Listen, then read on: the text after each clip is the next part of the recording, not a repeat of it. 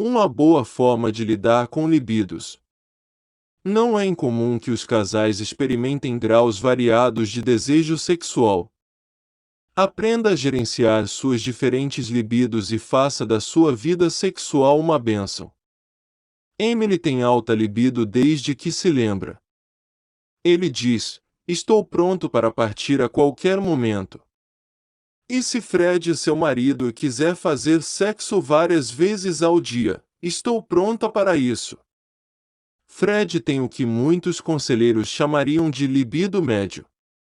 Quando ela está no final da adolescência, ela se prepara para fazer sexo 2 ou 3 vezes por semana, mas isso é menos da metade da escolha que Emily tem. A frustração entre a frequência com que cada um deles deseja intimidade sexual começou com a lua de mel. Emily esperava que depois do casamento ela e Fred gostassem de fazer sexo várias vezes ao dia, todos os dias. Fred tinha vários planos de lua de mel. Costumávamos pagar muito dinheiro para estar em uma cidade diferente e temos ingressos para Disney World, que são mais baratos. Eu estava esperando sair do quarto de hotel de vez em quando. A depressão sobre suas diferentes libidos continuou a causar conflito na década seguinte. Emily era sexualmente abusiva comigo, lembra Fred? Emily concorda. Ela está bem. Eu a seguia todos os dias, mesmo no final do dia, quando fazíamos sexo pela manhã. A falta de vingança de Fred frustrou e machucou Emily. Ele lhe dizia: você sabe quantos maridos gostariam que suas esposas fossem como eu? Fred sabia que era verdade, mas insistiu: você não me dá a chance de ser um perseguidor. Aos 10 anos, o coração de Emily começou a bater forte. Jamal e Shanice asterisco também estiveram envolvidos em disputas conjugais durante os primeiros anos de seu casamento.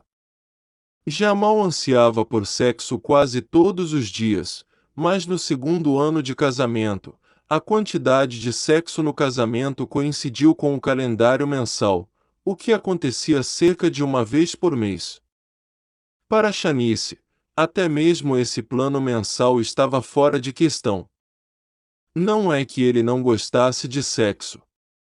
Jamal é um amante talentoso, explica Shanice. Mas sexo não soava como o que ele queria fazer antes que eles o fizessem. Depois de anos de luta e frustração com libidos diferentes, eles sabiam que precisavam fazer uma mudança. Ambos são crentes devotos e o divórcio não era uma opção. Mas eles também não queriam ficar tristes. Ambos ansiavam por encontrar uma maneira de resolver a disputa, mantendo o casamento intacto. Eles tiveram que lidar com o que estava incomodando seu casamento e fazê-lo funcionar. Se a história desse casal é parecida com a sua, não se desespere. Você pode gerenciar seus diferentes desejos sexuais e encontrar felicidade em sua vida sexual. Tente as etapas a seguir para começar. Tenha um vislumbre de diferentes libidos. Se diferentes liberdades se tornaram um problema em seu casamento, é útil ter uma ideia. Embora esse problema seja muitas vezes referido como um problema, na verdade é comum entre quase todos os casais. Na verdade, é raro que ambos os cônjuges tenham relações sexuais ao mesmo tempo ou ao mesmo tempo. Não há nada de errado com um casamento como o da maioria dos casais. E por que você está tornando essas diferenças de gênero ainda mais importantes do que outras diferenças? Muitos casais se separam quando se trata de pontualidade e muitos outros aspectos de seu relacionamento, conversas sérias, visitas agradáveis ou até passeios. Há muitas situações na vida em que os desejos conjugais não podem ser atendidos. A expectativa de superar a libido diferente não é verdadeira para toda a vida. Gerenciar diferentes níveis de desejo é diferente de consertar ou curar diferentes níveis de desejo. Esteja ciente de que o assédio sexual frequente pode fazer parte de um relacionamento abusivo. Este conselho é para casais quando ambos se sentem seguros e livres para expressar seu desejo ou recusar sem medo de retaliação. Busque a felicidade juntos. Shanice foi condenada quando se juntou a um pequeno grupo de mulheres cristãs e alguém a chamou de guarda. O termo é usado pelos conselheiros modernos de várias maneiras, mas, nesse contexto, algumas mulheres o usaram sexualmente, pois o usaram para descrever como um parceiro começa a controlar o que está acontecendo na sala. Um cônjuge que constantemente diz sim ou não ou estabelece uma lista de sexo é chamado de porteiro. É claro que todo cônjuge merece o respeito de poder dizer sem medo, não esta noite, querida.